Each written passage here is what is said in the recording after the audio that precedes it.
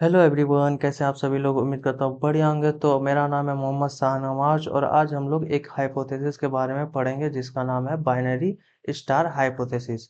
So basically this hypothesis was propounded by H N Russell, जो कि एक American astronomer थे।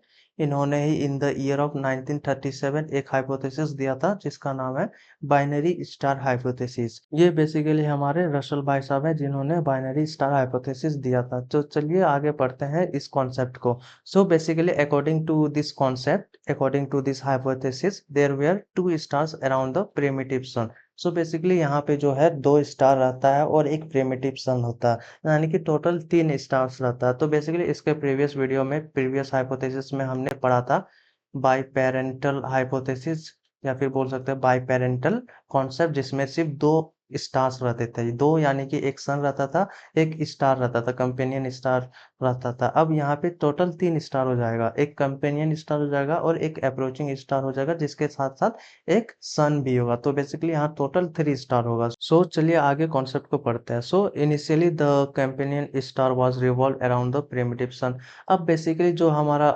डायग्राम के जरिए समझते हैं।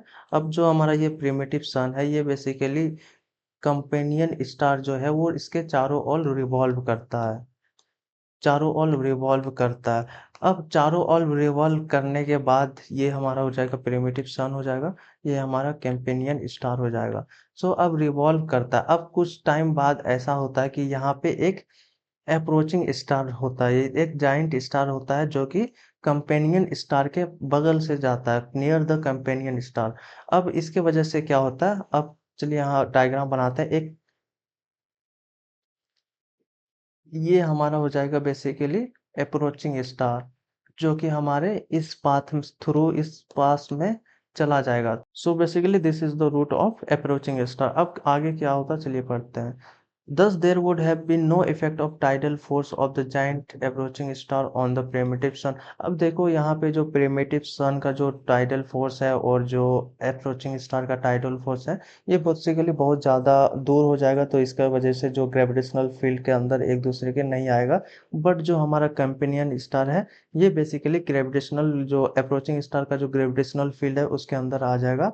अब जब अप्रोचिंग स्टार का ग्रेविटेशनल फोर्स के अंदर, ग्रेविटेशनल फील्ड के अंदर आ जाएगा, तो बेसिकली वहां पे टाइडल फोर्स एग्जर्ट करेगा। अप्रोचिंग स्टार टाइडल फोर्स के हेल्प से जितने भी सारे यहाँ छोटे छोटे एलिमेंट्स हैं वो इजेक्ट करेंगे।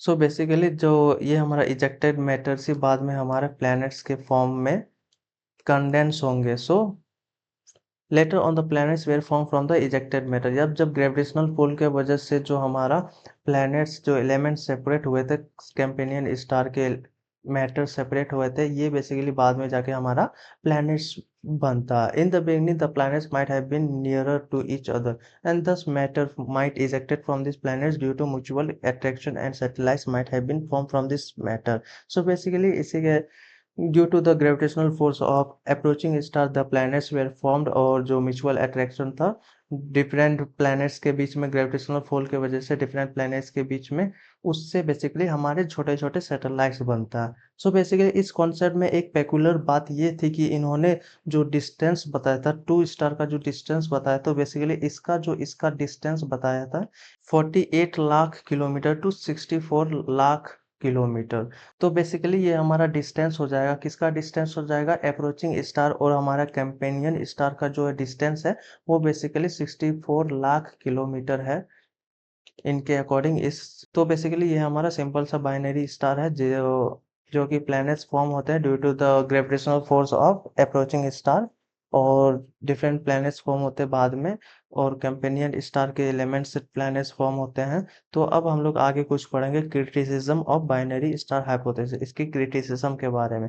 तो पहला जो क्रिटिसिज्म हो जाएगा कि he did not explain what happened to the companion star. तो पहला जो क्रिटिसिज्म इसका, इस हाइपोथेसिस का हो जाएगा कि ये जो कंपेनियन स्टार है, इसका जो इन्होंने कुछ भी इस डिटेल में नहीं बताया था कि आखिर कंपेनियन स्टार है वो गायब कहाँ हो गया था। अब जब सेकंड क्रिटिसिज्म हो जाएगा, सेकंड क्रिटिसिज्म हो जाएगा कि how the planets come near in the gravitational field of sun. तो बेसिकली जो हमारा एलिमेंट्स इजेक्ट हुए थे, प्लैनेट्स इजेक्ट हुए थे फ्रॉम द कैंपेनियन स्टार। इसके इजेक्शन की वजह से जो है ये प्लैनेट्स कहीं ना कहीं इस रीजन में रिवॉल्व होगा, इस रीजन में रिवॉल्व करेगा, कैंपेनियन स्टार के रिवॉल्व करेगा चारों ओर। बट इन्होंने ये बताया नहीं कि प्रिमिटिव सन के वजह ग्रेविटेशनल फील्ड में आखिर प्लैनेट्स कैसे आ गए। According to universal gravitational law of Newton की वजह से जो वो हमारा प्लैनेट्स है वो रिवॉल्व करने चाहिए around the companion star. But जो हमारे प्लैनेट्स है वो रिवॉल्व कर रहे हैं प्रिमिटिव सन के चारों ओर। तो ये बेसिकली कैसे हुआ इन्होंने कुछ नहीं बताया था इसके बारे में। और हमारा थर्ड क्रिटिसिज्म हो जाएगा कि he did not elaborate the process and mechanism through which the planets were formed after the formation and were brought within the gravitational field of sun. So basically he did not, failed to explain the process and mechanism through which the planets were formed and how the planets were come under the gravitational field of the sun. So basically this were the major criticism of this hypothesis. I hope कि आपको ये video अब समझ में आ गया होगा, जितने भी सारे डाउट्स होंगे वो क्लियर हो गए होंगे। अगर आपको कहीं भी डाउट है तो कमेंट सेक्शन आपके लिए है ही, वहाँ आप पूछ सकते हैं, मैं डेफिनेटली रिप्लाई करूंगा। और अगर आपके different different types of hypothesis के बारे में पढ़ना है, डिफरेंट डिफरेंट स्कॉलर्स जो कि दिए थे, अगर उसके बारे में पढ़ना है तो मैं डिस्क्रिप्शन में लिंक दे दूंगा, वहाँ जाकर चेकआउट कर लेना। और आज के वीडियो में बस इतना ही। अगर वीडियो पसंद आई तो वीडियो को लाइक कीजिएगा, चैनल को सब्सक्राइब कीजिएगा एंड थैंक्स फॉर वॉचिंग।